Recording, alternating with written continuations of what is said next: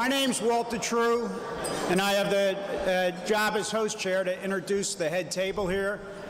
And before I do that, if you'll suffer through one more announcement from me. Some of you were not at the session when I made this announcement this morning. The Barnes Foundation has given us some complimentary tickets for Friday and Saturday. I have them in my pocket as we speak. There's a limited number of those tickets. So if you're interested in going to the Barnes on Friday or Saturday, there's no transportation provided. You'll have to find your own transportation, but just see me and I'll give the tickets away until they run out. If you already asked me for tickets, also please find me so I can give them to you.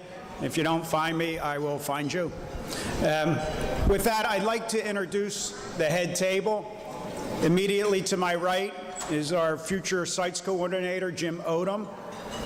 Next to him, everyone knows Bonnie at this meeting as the program chair. She, along with Jeff Tiener, are also finishing their terms as vice president with this meeting. So we thank them for their service. And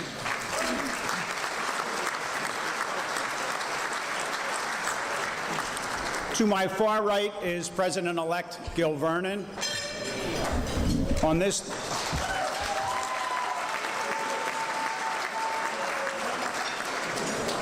to my far left is the Executive Secretary Treasurer Dave Peterson. Right next to me is President Bill Holley, but you'll hear a lot about him soon. Much more importantly is the woman next to him. It's the First Lady, Betty Holley. And with those introductions, I'd like to introduce Bonnie Bogue to speak.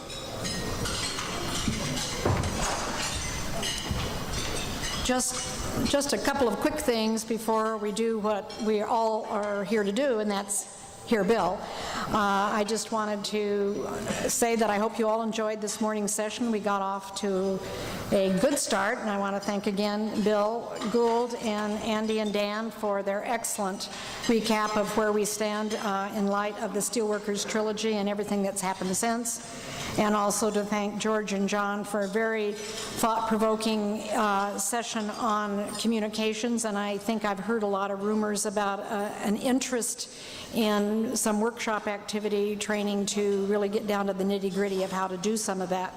So I think that was a fruitful thing. Another point I would like to mention is the Academy inducts new members at each meeting. We have 3 members that are going to be inducted into membership at our Saturday business meeting, and they have little green dots on their name labels. So if you are a member of the Academy and see somebody with a green dot, make sure and say hello and make them welcome. I have one other kind of housekeeping thing to mention. There is a table sign up for tomorrow night's banquet, and you need to choose a table and make sure that you're all sitting at the table you want to share with someone else. Those sign-up sheets will be available at the registration desk right after this luncheon session ends. Also, on behalf of the Academy and Kathy Miller, who is our liaison to the organizations that administer the arbitration process, I would like to acknowledge some very valuable people that are in the room, representatives from AAA. We are pleased to welcome from the Philadelphia Regional Office the frontline people that we in-house, we call you worker bees, I hope that's okay, they make the arbitration process work, and I'm going to ask, there's 3 individuals in the room, I'm going to ask each one to stand, and to stand long enough so people can see who you are. Over in this direction I have Chris Nida. Can you stand?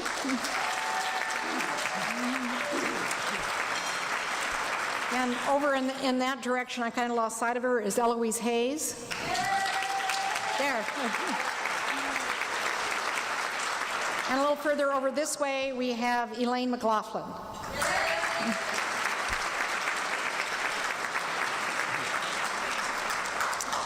We're sorry that the frontline worker bee people from the FMCS and the National Mediation Board were not able to get up here from Washington, but as we all know, without the able assistance of these people, many of us would be out of work, and the party is certainly stuck with a big administrative task, so we always need to recognize who keeps the wheels greased. We're not ignoring the very fine work of their bosses, many of whom are in the room today and or will be here over the week, so keep your eyes open for them. We all wear name tags so you can see that. But of course, we're honored to have FMCS's top boss, George Cohen, sitting right here. And we will hear from him immediately after lunch. So thank you for joining us, George. On Saturday afternoon, we have the designating agency liaison session where you'll have a chance to actually talk to the people from FMCS and AAA and NMB and get all your questions answered at that point. So thank you all for being here, and now we will get down to the real point of the luncheon. Jim? Well, good afternoon. I'll make this as short as possible. There's a chance Bill will pick up on the brevity as a model for his remarks. I'm not sure how big a chance. Let me start off by saying I think we've got this introduction process upside down, or at least reverse. I think we can all agree that this let me tell you all about this guy introduction for a president is more appropriate for his inauguration than for the occasion of his swan song. But we arbitrators are slaves to precedent, and so we'll move on. I should be able to say, after a year he's spent with us, I should be able to say, here's Bill again, and sit down. But that can't happen. I've known Bill since he joined the Academy 24 years ago, and we were friends almost from the start, and we've become really close friends since then, which I viewed as a problem when I began looking for some data or any kind of interesting story that I could find to bring to you today that might embarrass him a piece or so. But I seriously dug into his background, and about all I could find, well, it wasn't a totally dry run. Here's something that I didn't know. This non-aggressive Clark Kent Southern gentleman went off to college on a football scholarship. And it gets a little better than that. He was recruited not as a quarterback or a running back, anything like that. He was recruited as a tackle. Trying to imagine Bill as a crusty lineman baffles me. And this was at Memphis State. Well, I guess we're not surprised. That didn't really work out. And I'll spare you the details about it, but Bill had to look for other work in order to get his tuition for school. But the jobs he took seemed equally at odds with the personality that we know as with football. He worked as a factory worker, and a truck driver, and as a stevedore. I can't picture Bill as a Marlon Brando on the waterfront, but that's how he got through school. After getting his PhD at Alabama, Bill settled in at Auburn University, where he taught courses in collective bargaining, labor relations, and of course arbitration. And at one time or another, he served as head of the Department of Management and as Associate Dean of Academic Affairs. And as well, along the way, for his 32 years before he retired, he chaired more than a dozen standing committees. By the way, along the way, he co-authored 3 textbooks, 2 in labor relations and 1 in personnel management. Well, surely this is enough of Bill's gaudy CV. I know you expect some details from his past that, well, perhaps he wouldn't put on the top of his job application. Well, this was a tough assignment. His track record of 40 years as a scholar, college professor, author, arbitrator, and so forth turned out to be a perfectly terrible source of embarrassing incidents. And I can assure you, I fished for them hard.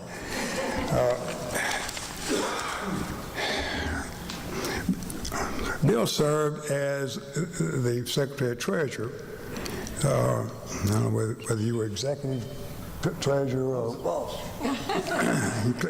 For 7 or 8 years. Now, I don't know whether you know it, but this is a job that is rich with opportunities to stub your toe. These people over here can testify to that. But, and so I inquired of the presidents who served with Bill during this time, but I'm afraid the responses I got were disappointing as far as something to bring to you. They were like, Bill did what he said he would do with no reminders necessary, or I don't have anything useful. He does everything too well and too nicely. Well, George Nicolau helped out with one story of Bill coping with plans gone awry. Had to do with his first day of teaching. Bill was a graduate student at Mississippi State when his major professor died unexpectedly, and so they pressed Bill into service to teach a course in principles of economics. And it doesn't surprise anybody, certainly didn't surprise me to find out that he was quite well prepared for his first class, and that he studied all weekend, nor that he did such a good job on Monday morning when that class came. He did terrifically for 30 minutes, and then he ran out of material. But the point here is, and I think, is not what he did, which was very calmly dismiss the class, but what he didn't do. He didn't try to fill that last 30 minutes with a bunch of bull, stammering and sputtering. Now, Will Rogers may have quoted the rule, and the first one to do it, but Bill operates by that, and that is, if you find yourself in a hole, stop digging. He's definitely not one. He's definitely not one to talk small problems into big ones.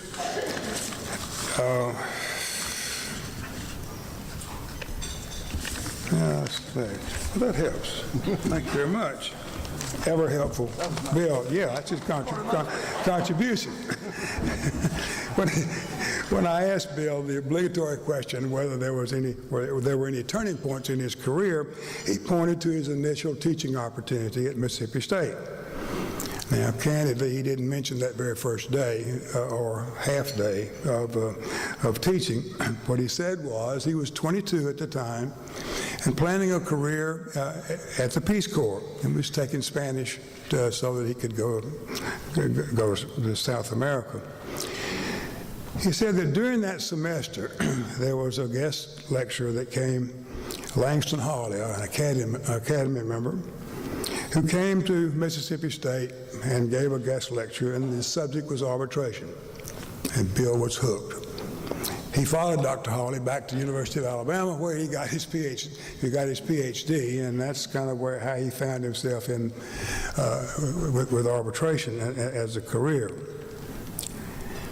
If you've watched Bill go about his business, you've seen through his all shucks Mississippi persona that he uses to disguise a guy who's working hard but doesn't want to look like it. let's see. I say this with love and respect. I bet every one of you can look back to your school days and see Bill in whatever classroom you envision. He's that quiet kid sitting not on the front row, but close to the front and off to the side. He's the one who's 97 and 96 skewed the grading curve. And he's also the one who finished his term paper 2 weeks after it was assigned.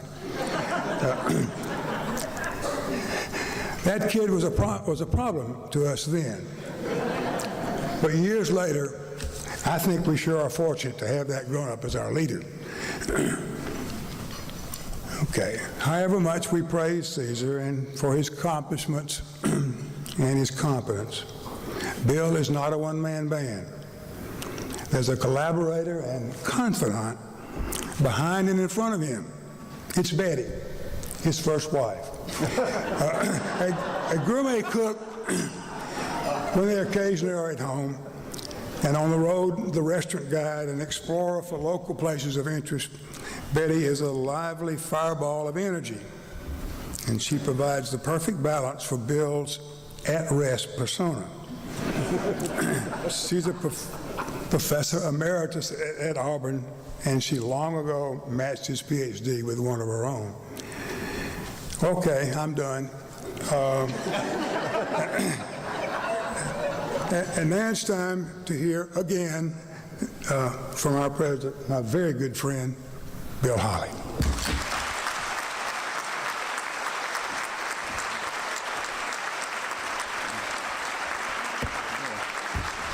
Thank you. Now, Philadelphia is known as the city of firsts, and I would like to announce today that we may experience one more Philadelphia first. Now, this may be a one-time in a lifetime experience for many of you. I consider it a historical event. And the reason for that is the first time in a 25-year membership in the Academy, Jim Odom is going to sit through a presidential address.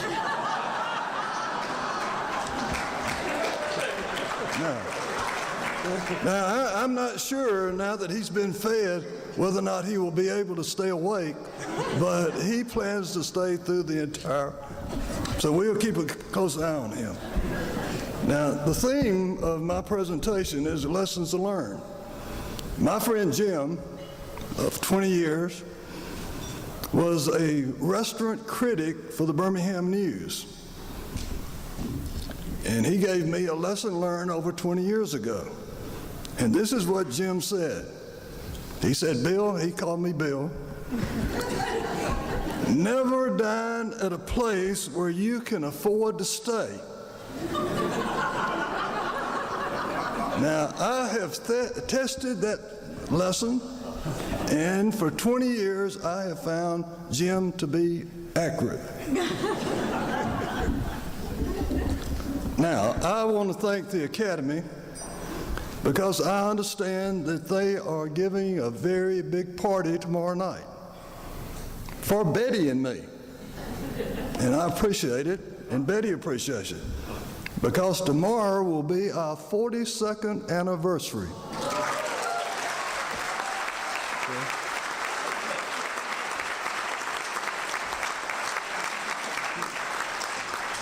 She thinks it was 54, but it was only 42. Now, I'm really pleased to be back in Philadelphia. I was admitted to the Academy 24 years ago, along with Dave Peterson, Gil Vernon, and Hort Wheeler. And I remember the new member orientation very well.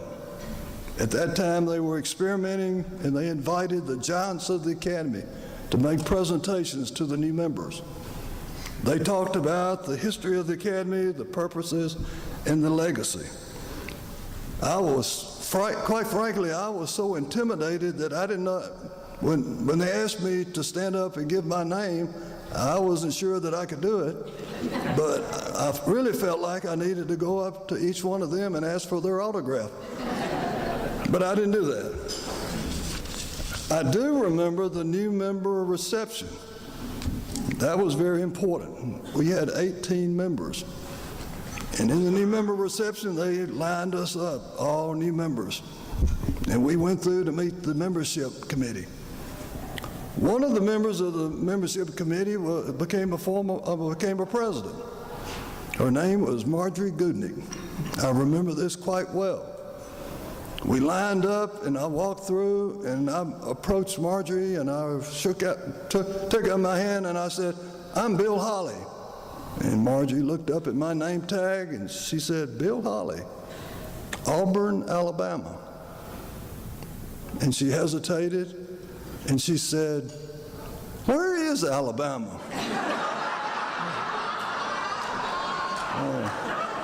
Now, I did not laugh at that. I took it very seriously.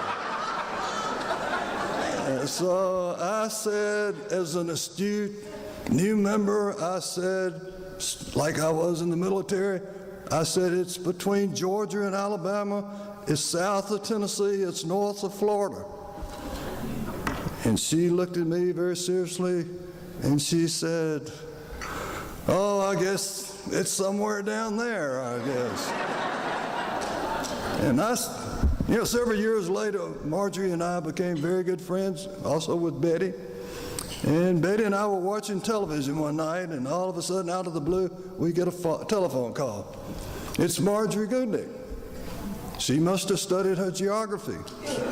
Somebody must have given her a map. But she learned her geography, and she called up, and she said, "Bill, I have a hearing down there close to you." I said, "Boy, that's great, Betty. She's going to come and visit." I said, "Well, where is the hearing?" She said, "Greensboro, North Carolina."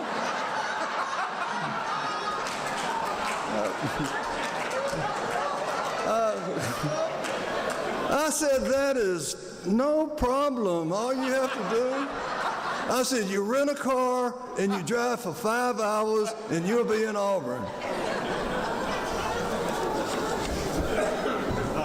Now, that's a true story. Also, at that new member reception, I met another guy named Tom Roberts, Los Angeles, California, member of the membership committee, later became the president of the academy.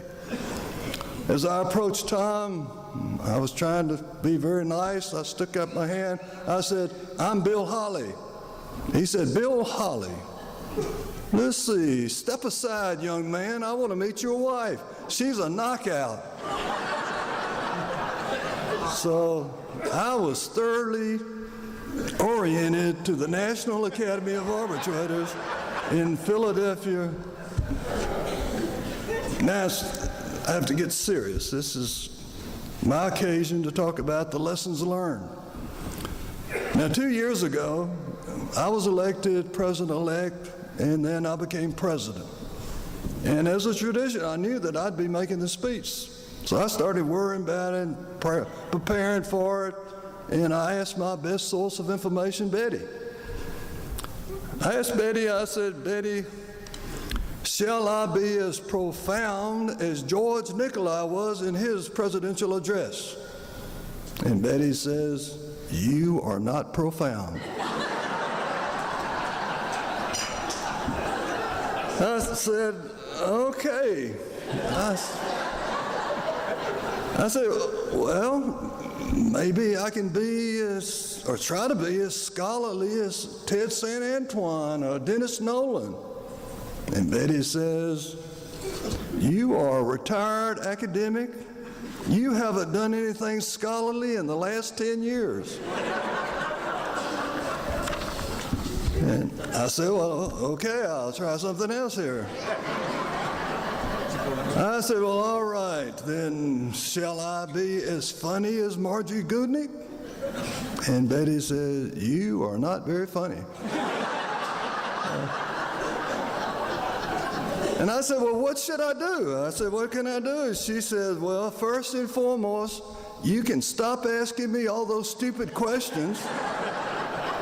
and just be yourself. And I said, well, as an obedient husband, that's what I shall do. So now I will turn to my subject, lessons learned in arbitration and in the academy, 50 years after the trilogy. Now, first I want to look back at the arbitration process. And when I look at this, I wanted to look and see what has happened to the arbitration process since the Steelworker trilogy. To answer that question, I went to two of the giants of the academy. They knew the giants, they walked among the giants, they are two of the giants, Dick Mittenthal and Arnie Zach. And I asked them these questions. I said, Dick, what has happened to the process? And Dick says, you know what's so quite remarkable about the arbitration process, and this is quite extraordinary, in the last 50 years, nothing has really changed. He says, with thousands of unions and thousands of management, thousands of contract, differences in industries, locations, the arbitration process basically remains the same. But he says that what is extraordinary is the sameness. Labor arbitration in North America is basically still a system of self-government. Justice Douglas wrote 50 years ago, and I quote, "The grievance machinery under the collective bargaining agreement is at the heart of the system of industrial self-government." So 50 years after the trilogy, the parties themselves still negotiate the governing document. They still design their arbitration system. They determine the numbers and the types of arbitration. They determine the subjects which are arbitrable. They agree to present their parties to an impartial person. They agree in advance to abide by the arbitrator's decision. The arbitrators still determine whether or not the rules are applied according to the contract. Arnie Zach said the arbitration process still belongs to the parties. It's the arbitrator's hearing, the arbitrator's decision, but collective bargaining and arbitration is jointly owned by the parties. And it is that joint ownership that makes it all work. Now, equally important, through all these years, is the arbitrators as well as advocates should never lose respect for the arbitration process or for the grievant. Now, the arbitrators and the advocates, they may be involved in hundreds or thousands of arbitration hearings, but the grievant himself or herself, when they go to arbitration, it is probably their first and last arbitration. And the hearing date is probably the most important day in that person's life. So we must always, as arbitrators and advocates, remember that the grievant is someone's mother, someone's father, brother or sister, son or daughter, and the grievant deserves respect. So as arbitrators and advocates, we must continue and always respect the process and the grievant. Now, a subject that I want to address is quite a controversial subject, and I want to make sure that this does not apply to any arbitrator in this room. That is the controversial subject of arbitrator oversized egos. Now, 50 years after the trilogy, and as I understand, even during the trilogy days, arbitrators were accused of having oversized egos. And that's still today. It may be a false perception. But as Jim said, I was a faculty member at Auburn University for 32 years, and I was involved in many different academic research projects. So I took on this controversial subject just like I would an academic research project. So I studied this for the last 2.5 years, and today, in public, I'm going to reveal my findings about these oversized arbitrator egos. First, arbitrators, all arbitrators, we sit at the head table at arbitration hearing. And most of the time, we are the only one at the head table, unlike today, where I have to share this with all of these people. So that's one of the reasons why arbitrators have oversized egos, is they get to sit at the head table by themselves. Arbitrators are in charge of the hearing. They conduct and they control the hearing. We arbitrators make final and binding decisions. Even George Bush, President of the United States, in his unique way of expressing himself, would say arbitrators are deciders. So that's another reason why we should have oversized egos. We are deciders. And the parties agree in advance that they will abide by our decisions. A fifth reason, the arbitrators realize that our decisions are rarely overturned, about 1% of the time. And they are very infrequently ever appealed. 6, this is from my research. Sometimes at arbitration hearing, the advocates will address us as Your Honor. Now, I prefer Your Highness, but I'll accept your Honor. That's okay. Now, even after we're selected and before the hearing, frequently the parties will try to accommodate our own personal needs. Sometimes I get calls, make reservations, hotel reservations, suggest places to dine. I feel they're trying to accommodate me. Even at the hearing, the parties continue to try to accommodate me. They ask me if I want coffee. Do I want a drink of water? They even ask me if my chair is comfortable for the day. They want to know if can they adjust the temperature of the room so it can adjust to me. And I said, yes, well, maybe so. But there are many reasons why arbitrators should have these oversized egos. Now, like every research project, there is always a second side. So, as an academic researcher, I was compelled to try to find the truth of the matter asserted. And this is what I found on the other side on why arbitrators should not have oversized egos.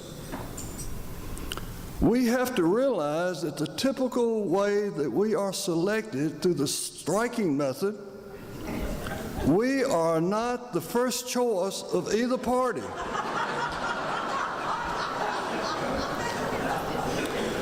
We have to learn that when we walk in an arbitration hearing room, we are only acceptable. We are not the first choice of either side.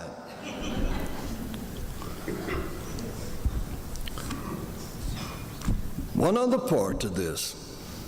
We arbitrators need to acknowledge that when we enter the arbitration hearing room, we know less about the arbitration than anybody in the room, even the grievant.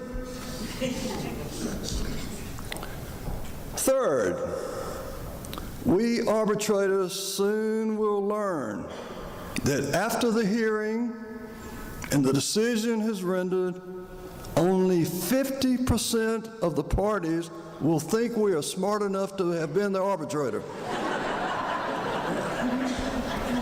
The other 50% will wonder how in the world AAA or FMCS ever agreed to put us on their arbitration roster. Now, the last and probably the most conclusive evidence of why arbitrators should not have oversized egos is sooner or later, the arbitrators have to go home, where they are told in no uncertain terms, pick up your clothes, wash the dishes, mow the lawn, watch the children, walk the dogs, clean up your study, take out the garbage. These are not words to support an arbitrator's oversized ego.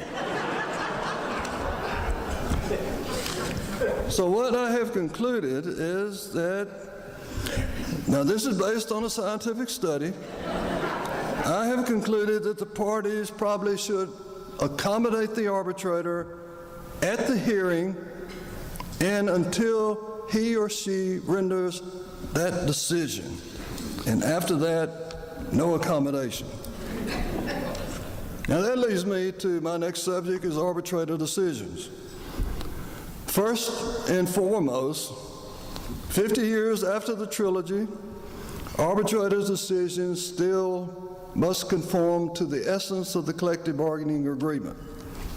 And I'll quote Justice Douglas in Enterprise. He said arbitrator decisions are legitimate only as long as it draws its essence from the collective bargaining agreement, and only as long as the arbitrator does not dispense his own brand of industrial justice. Now, the best advice I have ever received about a decision came from Bill Murphy, former Academy president.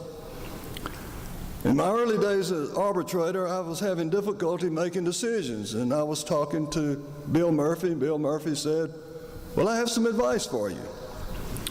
And my advice to you is to treat every decision as if it is your first, and every decision as if it is your last. And the reason for this is you will treat it as your first because you will work very hard to make sure it is right. Treat it as your last because you will be totally objective. I thought that was a good lesson learned. Now, Bill Murphy told another story to Bieber Helbron. He said, assume that you are struck dead on your way home from mailing in your award. The award will have no effect on your career.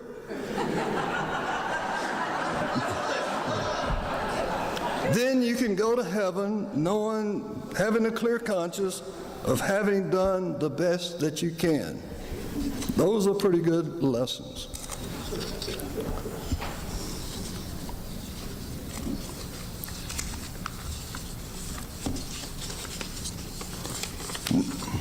Now I'd like to turn to arbitrator decisions.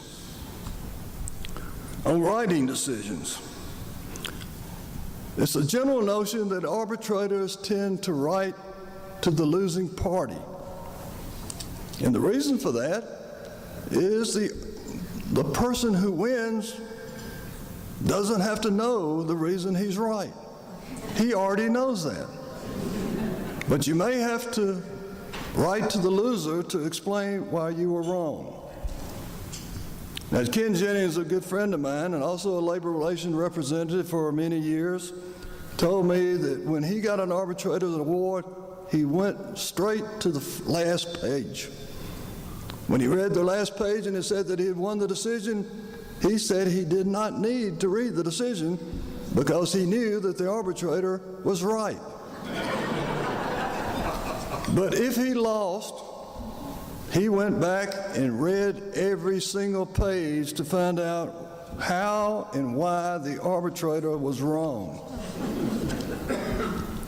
Now, I found over the years that arbitrators in our decisions have something in common with high-profile coaches and professional athletes. Now, you think that we make the same amount of money, but that's not true. Coaches and athletes, they're good as their last game. I've learned from my arbitration is I'm only as good as my last decision. And many people think that. Now, one type of decision is a bench decision. I learned early in my career, do all you can do, never to render a bench decision. My first experience with a bench decision occurred in Decatur, Alabama, with a group of drivers of logging trucks. I got to the hearing room, and every one of those drivers was 6'5" and weighed 250 pounds. The first issue was arbitrability. By the time I had ruled against them on this arbitrability issue, those drivers had grown to 8 feet tall and 300 pounds. And when I gave them the bench decision, I had to walk by every single one of them and shake their hand. And I can tell you from my experience, the best view I had for about the next 10 years was a Holiday Inn in Decatur, Alabama in my rearview mirror as I was speeding out of the parking lot. Now, my friend Dennis Nolan, former Academy president, has wisely provided me a lesson learned.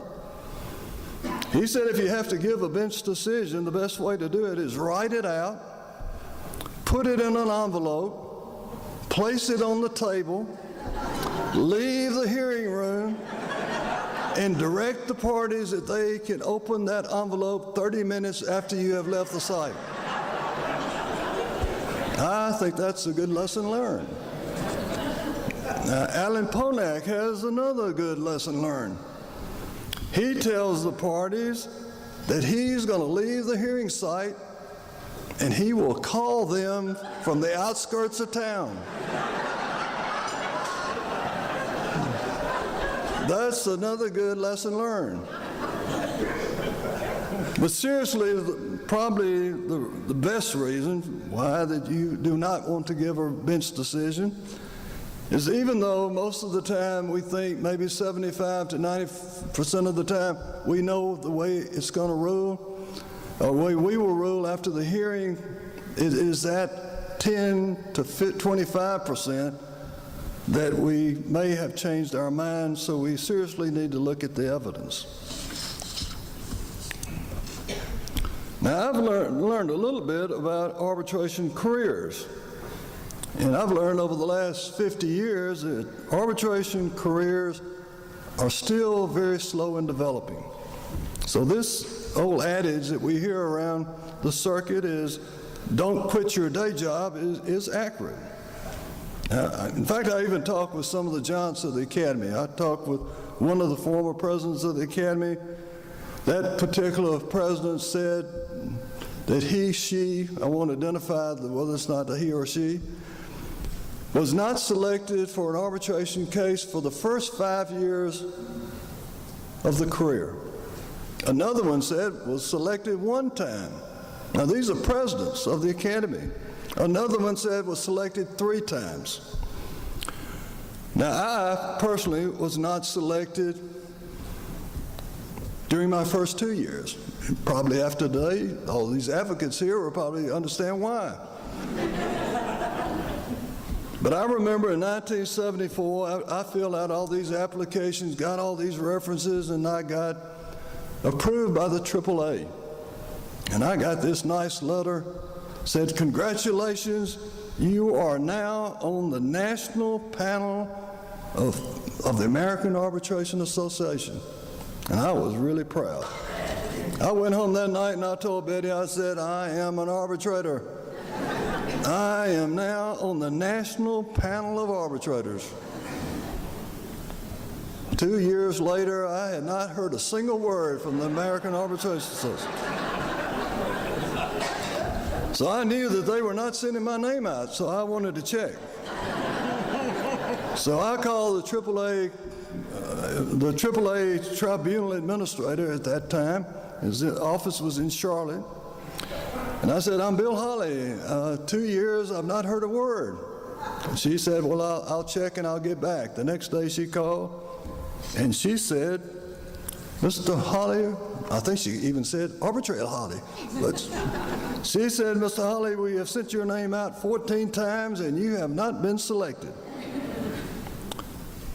So I went home that night and I unloaded my duffel bag because I didn't think I would be an arbitrator. Now, what's the lesson to be learned from this? The lesson to be learned is if you are an aspiring arbitrator and you have not been selected in 2 years or even 5 years, you too may become the president of the National Academy of Arbitrators.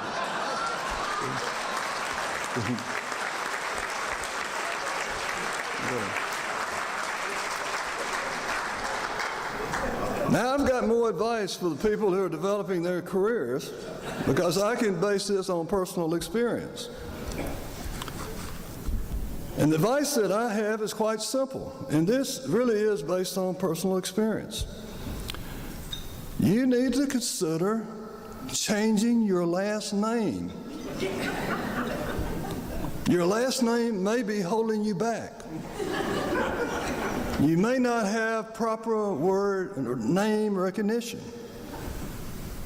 Now, I've looked through the Academy directory and I see that there are 3 Joneses. There are 7 Williams. So if you change your last name to Williams, then you've got a better chance of being selected. Now, I'm basing this on my personal experience. In my early days as an arbitrator, I would walk in a hearing room and someone would come up to me and say, "You certainly have been around a long time as an arbitrator for someone your age." And I didn't know what to say. And then on other occasions, someone would walk up, and this is in my early days of arbitration, and they say, "I have been reading your decisions for the last several years." I said, "Well, my God, this is my first hearing, and they're reading my decisions." I said, "This is wonderful. What a career."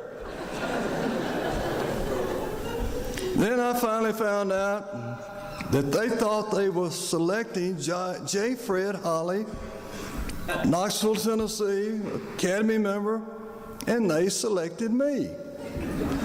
So I said, "Good for me."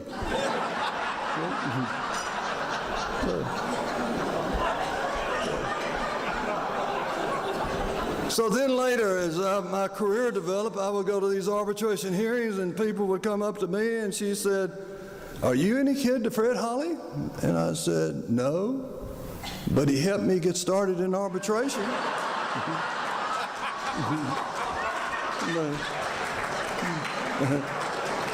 And they said, "Oh, you interned under Dr. Holley?"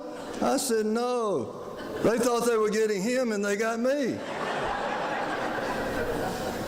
So my advice to people who are aspiring to be arbitrators is a simple solution. Change your name. It may be holding you back. Now, another lesson I learned came from my friend Jack Clark. I remember back in the early 1980s, I met Jack Clark for the first time. He and I were in arbitration hearings at the FMCS office in Birmingham, Alabama. We had decided to meet for lunch. I got to the restaurant first. So here comes Jack Clark, and he walks in. He says, "I'm Jack Clark. How much do you charge?" I was a little stunned. No beating around the bush for this Jack Clark. Boy, he goes straight to the core. I thought maybe he had asked me a personal question like, "Where do you live?" Or "Where are you from?" Or "Are you married? Do you teach at Auburn?" What is this? Not Jack Clark. He wanted to know how much I charged. So I said, "Well, I decided that I do continuing education programs at Auburn, and they pay me extra for that. And I decided that my fee would be what they pay me on a continuing education program." Jack says, "You are too cheap." No one is going to select you. They won't think you're any good. If you want to make it as an arbitrator, you have to raise your fee. And I took Jack Clark's advice to heart. The next day I went home, I called the AAA office and the FMCS, and I raised my fee. And guess what? They thought I was a better arbitrator.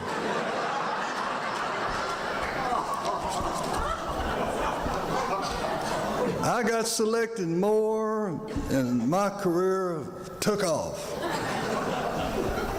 I should have learned from my Uncle Lee, Lynn's dad, years ago when he told me, no one takes advice from someone who drives a Volkswagen.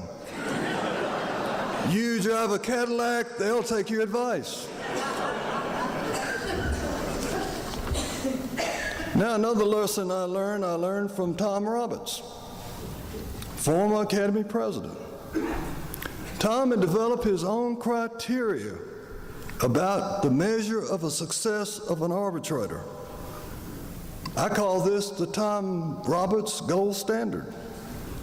One day in an Academy committee meeting, we were sitting around, and Tom says, "Bill, do you know when an arbitrator can be considered a success?" And I said, "Well, certainly, when you become a member of the National Academy of Arbitrators."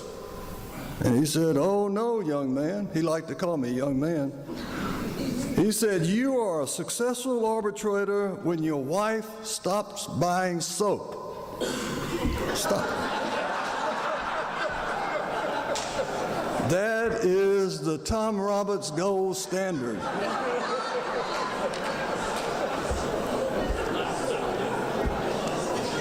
Now,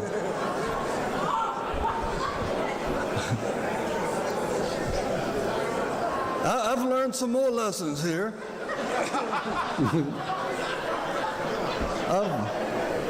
One of my lessons is that you must learn the unexpected. You must expect the unexpected as an arbitrator. Now, I've been an arbitrator for 34 years, and here today I'm going to make a public confession. I was not ready to be an arbitrator when I started. Now, I had done all the things all you other folks have done. I went to college. I took a college class in labor arbitration, taught by Langston T. Holley, longtime member of the Academy. I took courses from AAA, FMCS. I interned for a year under Alex Simon. I had conducted mock arbitration, but I was still not ready. One of my first hearings went really smooth. Started off with the issue. Everybody agreed on the issue. They made opening statements. They called the first witness. I swore in the first witness. The first witness was asked a few preliminary questions, and then the management attorney gave him a piece of paper. And the union attorney literally jumped out of his seat and he said, "Voir dire, Mr. Arbitrator, voir dire." I did not know what the hell he was talking about.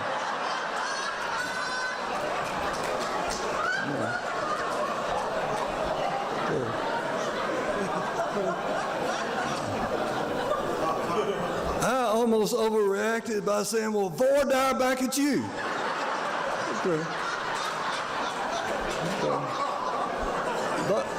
But I did not do that. I did not. I was very professional.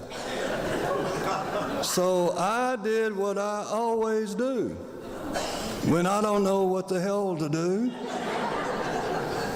I looked at the management attorney and I said, "What is your position on this?"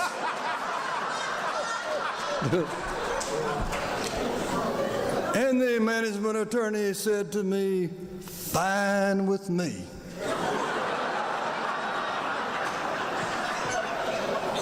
And still not knowing what to do, I said, "If it's fine with you, it's fine with me."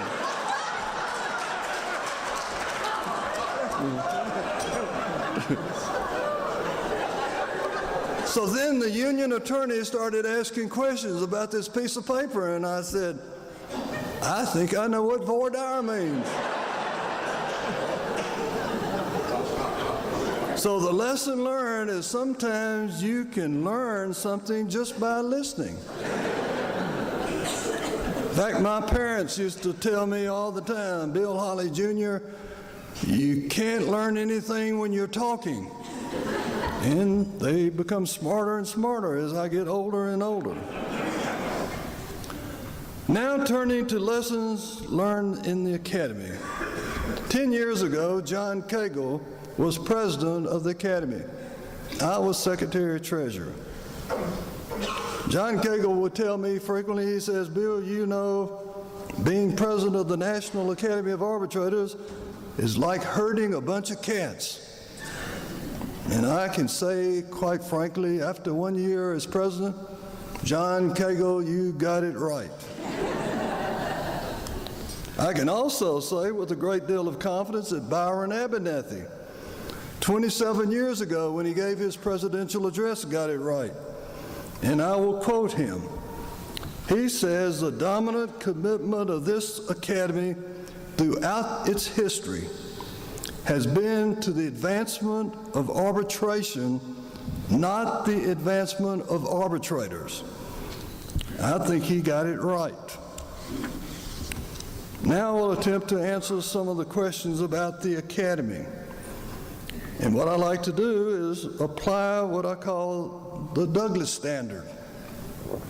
If you recall in Warrior Guff, Justice Douglas compared arbitrators and judges, and I will quote, the ablest judge cannot be expected to bring the same experience and competence to bear upon the determination of a grievance because he cannot be similarly informed.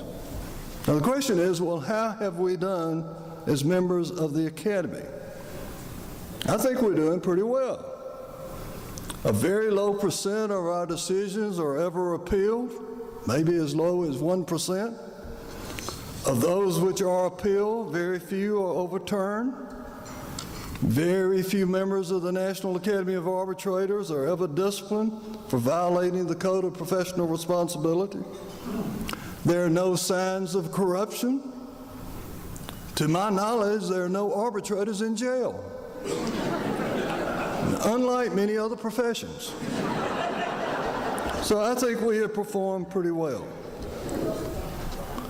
Another question which has concerned me for years is, does the Academy expect too little of its members? Now, we have rigorous membership standards for admission.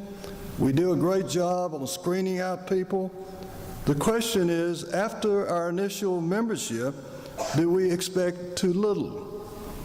Should we not expect our members to participate in the fall programs, in the regional levels, and at the annual meeting? I learned long ago when I was at the Officer Candidate School in the U.S. Army. One of the themes of the officer school was that the chain is as strong as its weakest link. The reputation of the Academy is built upon the accomplishments of its members, and it will retain its reputation through its current members, and the weakest link affects the strength of the Academy. So the chain is as strong as its weakest link. Another question about the Academy is, how well have we done in meeting our defined purposes as stated in the Constitution? I think we've done a great job on protecting the integrity of arbitration. The Amicus Brief Committee, chaired by Terry Bethel, the Committee on Professional Responsibility, chaired by Ed Krinsky, they take their work very seriously, and they do a great job of protecting the integrity of arbitration. The Membership Committee, chaired by Margie Brogan, assures us that only highly qualified members are admitted. So I believe you can say that the amicus brief committee and the CPR committee are the heart and soul of the Academy. The membership committee is its life's blood. The program committee at the national level and also at the regional level provides excellent education opportunities. So I would think that you could conclude that the Academy is doing a pretty good job of meeting its purposes. Now, a lesson I learned years ago when I was Secretary Treasurer is two of the most important decisions that a president will make during his year would be the selection of the chair of the annual program committee and the chair of the host committee. In my deliberation, I talked with a lot of people before I asked someone. In my deliberation, members would tell me Bonnie Bogue is too busy. She has an active arbitration practice. She's already a vice president. She's on the executive committee. She writes articles in the Chronicle. She's a member of an orchestra. They say she's too busy. So I said she would be perfect. I was told that Walter DeTrue was heavily committed. He's editor of the Chronicle. He's an active arbitrator. He has 25 teenage kids. They say he's too busy. I said he would be perfect. So a lesson I've learned is if you want a job done well, you ask a busy person. And I am very thankful to Walt and Bonnie for being those perfect people. And they've done a wonderful job.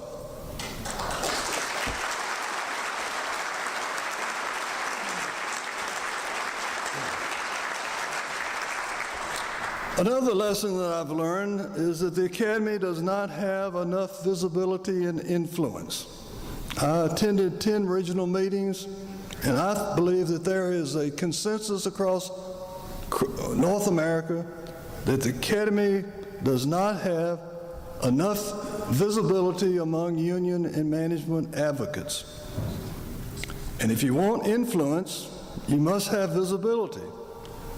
There are 638 member ambassadors, and they need to be committed to raising the Academy's visibility.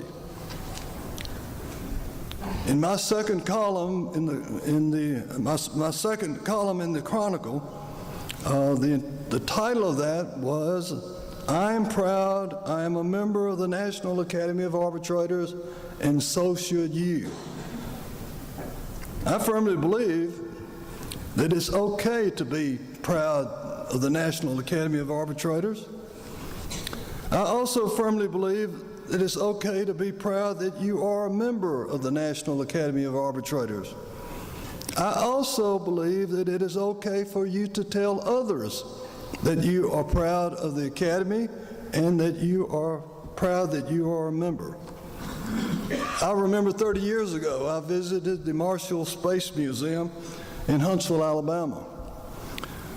Dr. Wernher von Braun, one of the real rocket scientists, his team of scientists were the ones that were responsible for us to propel ourselves to the moon. He had a picture there, and the caption below his picture was, "To what do you owe your success?" And this is what Dr. von Braun says: "Late to bed, early to rise, work like hell, and advertise." So each of us as members in our own way can be ambassadors for the Academy. We individually and separately and together can increase the visibility and influence. And if we want increased visibility and influence, it can only come from the efforts of our members. Now, another lesson that I learned in the Academy is if you are going to be the president, you better have a secretary-treasurer named Dave Peterson. And you ought to have a staff who includes Katie Kelly, Suzanne Kelly, and Lorraine Cantrell. As I said in San Antonio at our fall education conference, today we have the best staff in the history of the Academy. Also,